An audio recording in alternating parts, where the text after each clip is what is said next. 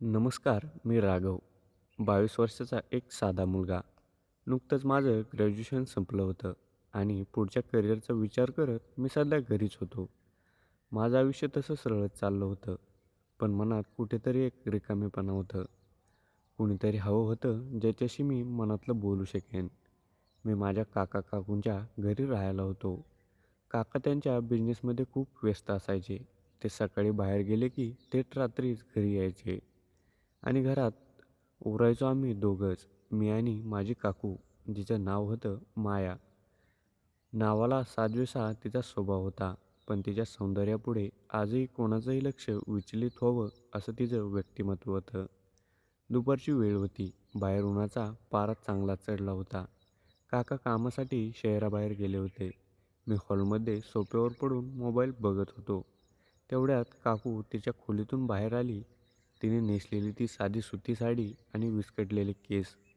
उन्हामुळे तिचा चेहरा थोडा गुलाबी झाला होता.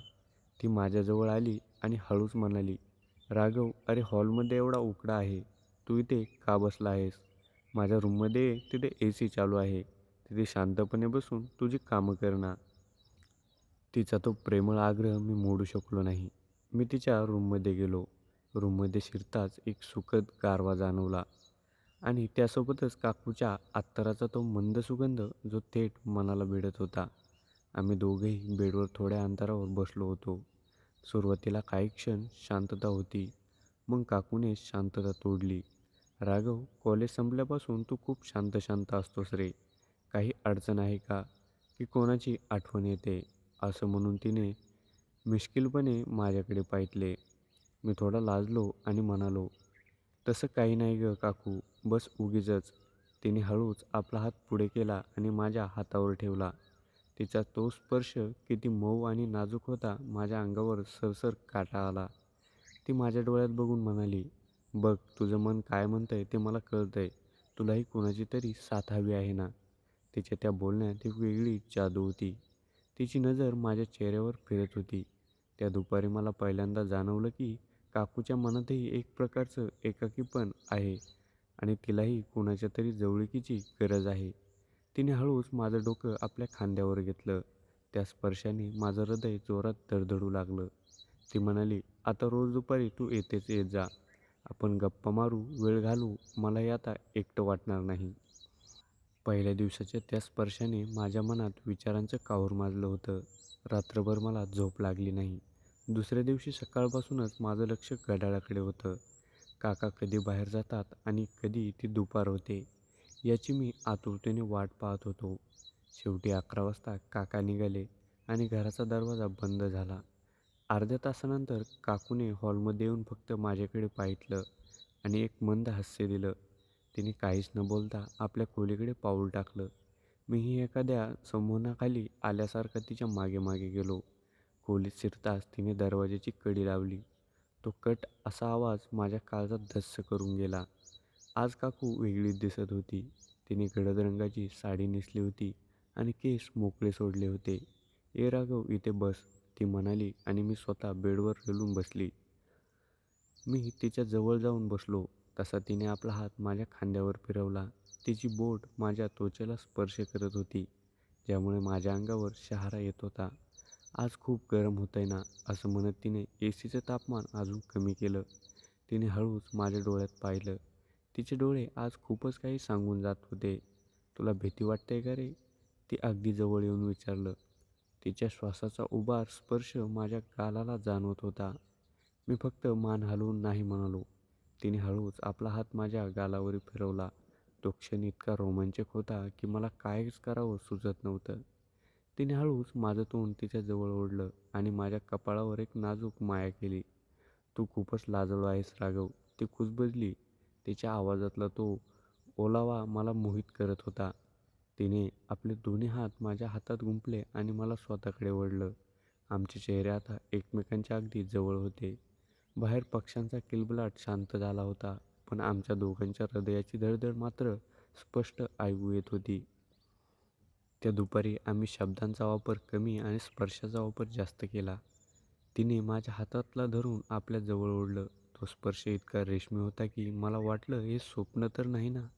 काकूने हळूच आपली मान एका बाजूला झुकवली आणि तिचे डोळे मिटवले. मीही भारावून जाऊन तिच्या खांद्यावर आपला चेहरा टेकवला.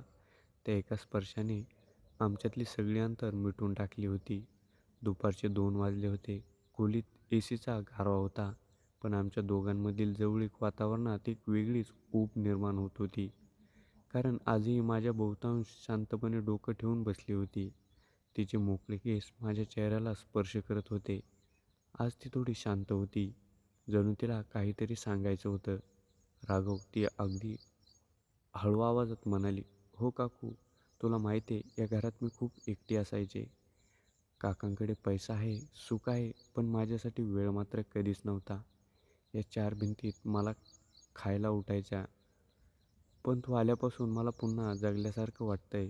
तिचे डोळे थोडे ओलावले होते. तिने माझ्या हातावर आपलं डोकं अजून घट्ट टेकवलं. तिचे हे बोलणं ऐकून मला तिच्याबद्दल अधिकच ओढ वाटू लागली. मी तिचा हात हातात घेतला आणि हळूच दाबला.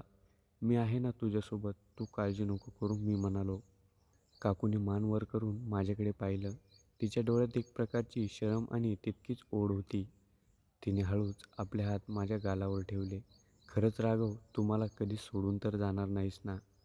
मी काही नाही बोलण्याआधीच तिने तिचे ओठ माझ्या कपाळावर टेकवले. तो स्पर्श पहिल्यापेक्षा जास्त ओढ निर्माण करणारा होता. तिने हळूच कुजबुजून विचारलं, "तुला आवडतंय ना माझ्यासोबत असं वेळ घालवायला?" मी फक्त हो करार्थी मान हलवली. तशी ती माझ्या अजून जवळ आली. तिची साडी माझ्या हाताला स्पर्श करत होती आणि तिचा सुगंध मला धुंद करत होता. तिने हळूच आपला हात माझ्या केसांतून फिरवायला सुरुवात केली. तिच्या हातांच्या बोटांची ती हालचाल माझ्या संपूर्ण शरीरात एक रोमांचक उभा करत होती. "आज बाहेर खूप पाऊस पडतोय ना, म्हणूनच कदाचित मला तुझ्या अजून जवळ यायचं वाटतंय," ती म्हणाली आणि तिने आपले दोन्ही हात माझ्या पाठीवरून फिरवले. आम्ही दोघंही बेडवर विसावलो होतो. काकूचं लक्ष फक्त माझ्याकडे होतं. आमचे श्वास आता एकमेकांत मिसळले होते. त्या खोलीत फक्त घड्याळाचा टिक आवाज आणि आमची धडधड ऐकू येत होती. "राघव, हे जे काही आपल्यात घडतंय ते कोणालाच कळायला नको," ती म्हणाली. "नाही कळणार काकू. हे आपल्या दोघांचं गुपित असेल," मी तिच्या कानात कुजबुजलो. बाहेर पावसाची रिपरिप सुरूच होती. खोलीतल्या मंद प्रकाशात काकू आणि मी एकमेकांच्या जगात हरवून गेलो होतो. आज काकूने निळ्या रंगाची साडी नेसली होती. तिचे ओले केस तिच्या पाठीवर सांडले होते. आम्ही बेडवर बसून एकमेकांच्या हातात हात गुंफून गेलो होतो.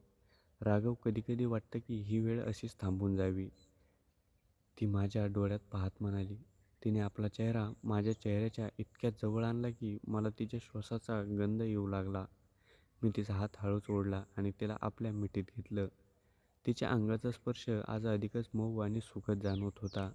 आम्ही त्या एकांतात एकमेकांच्या इतके जवळ होतो की जगाचा विसर पडला होता. तिने आपले हात माझ्या गळ्यात टाकले आणि हळूच माझ्या कानापाशी कुजबुजली, "तुला माझं वेड लागलंय का रे?"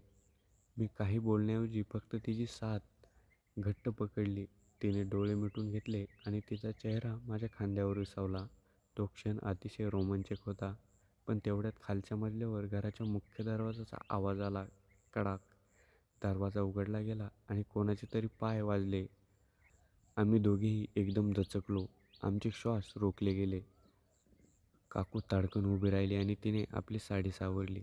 तिच्या चेहऱ्यावरचा मागचा तो गुलाबी रंग आता भीतीमुळे पांढरा पडला होता. "काका आले, इतक्यात लवकरच कसे आले?" ती घाबरून कुजबुजली. माझं तर हृदय इतक्या जोरात धडधडायला लागलं की वाटलं आता हे बाहेर येईल. मी पटकन बेडवरून उठलो आणि माझे विस्कटलेले केस नीट केले. काकूने पटकन आरशात बघून स्वतःला सावरलं आणि एसी बंद केला. खालूनच काकाचा आवाज आला, "माया, कुठे आहेस गं? आज काम लवकर संपलं म्हणून आलो." काकूने माझ्याकडे "गप्प राहा" असा इशारा केला. तिने खोलीचा दरवाजा उघडला आणि बाहेर जाताना वळून माझ्याकडे पाहिलं. तिच्या त्या नजरेत भीती तर होतीच, पण त्यासोबतच पुन्हा भेटू अशी एक आशाही होती. थोड्या वेळाने काकूचा आवाज खाली हॉलमध्ये आला. ती अगदी सहजपणे बोलत होती, जणू काही घडलंच नाही. पण माझ्या शरीरात अजूनही तिच्या स्पर्शाची ऊब जाणवत होती. आज आम्ही थोडक्यात वाचलो होतो. काका घरी आल्यामुळे त्या दिवशी आमची धावपळ उडाली होती. पण त्या धसक्याने आमच्यातली ओढ अधिकच वाढली होती. तिसऱ्या दिवशी दुपारी काका पुन्हा मार्केटला काही कामासाठी गेले. घराचा दरवाजा बंद होताच मी माझ्या खोलीतच होतो. थोड्याच वेळात माझ्या खोलीच्या दरवाजाची हलकीशी थाप पडली. मी दरवाजा उघडला तर समोर काकू उभी होती. "राघव, हे 2 दिवस युगासारखे वाटले रे मला," ती म्हणाली आणि तिथे थेट माझ्या खोलीत प्रवेश केला. तिने आज पांढऱ्या रंगाची साडी नेसली होती. ती एखाद्या अप्सरेसारखी दिसत होती. मी तिला जवळ घेतलं आणि म्हणालो, "मलाही राहत नव्हतं काकू." तिने तिचं बोट माझ्या ओठांवर ठेवलं. "आता गेलेत ते. आता फक्त तू आणि मी." तिने आपले दोन्ही हात माझ्या खांद्यावर ठेवले आणि हळूच मला स्वतःकडे वळलं. आज तिच्या स्पर्शात एक प्रकारची ओढ होती. खोलीत पुन्हा एकदा शांतता पसरली. फक्त आमच्या श्वासांचा आवाज गुंजत होता. काकूने माझं डोकं आपल्या मांडीवर घेतलं आणि माझ्या केसातून बोट फिरवू लागली. "राघव, मला माहिती आहे हे जग आपल्या नात्याला नाव देणार नाही. पण मला त्याची पर्वा नाही. मला फक्त तू हवा आहेस." ती भावूक होऊन म्हणाली. मी तिच्या हातात हात घेतला आणि त्यावर मायेचा स्पर्श केला. "काकू, हे नातं शब्दांच्या पलीकडचं आहे." त्या दुपारी आम्ही पुन्हा एकदा जगाला विसर पडलो. तिने मला मिठीत इतकं घट्ट घेतलं होतं की आम्हाला एकमेकांच्या हृदयाचे ठोके स्पष्ट ऐकू येत होते. तिने माझ्या कानात कुजबुजत म्हणलं, "तू माझा आहेस राघव, फक्त माझा." त्यानंतर आमचे हे गुपित सत्र असंच चालू राहिलं. रोजची ती दुपार, तो असीचा गारवा त्यानंतर आमचं हे गुपित सत्र असंच चालू राहिलं. रोजची ती दुपार, तो एसीचा गारवा, काकूंच्या अत्तराचा तो सुगंध आणि आमच्यातील तो रोमांचक सहवास, हे सगळं आमच्या आयुष्याला एक अविभाज्य भाग बनवलं. बाहेर जग बदलत होतं, पण त्या खोलीच्या 4 भिंतीच्या आड आमचं एक वेगळं, सुंदर जग तयार झालं होतं, जिथे फक्त राघव होता आणि त्याची माया होती. हे एक असं गुपित होतं जे आम्ही आमच्या हृदयाच्या एका कोपऱ्यात कायमचं जपून ठेवलं होतं.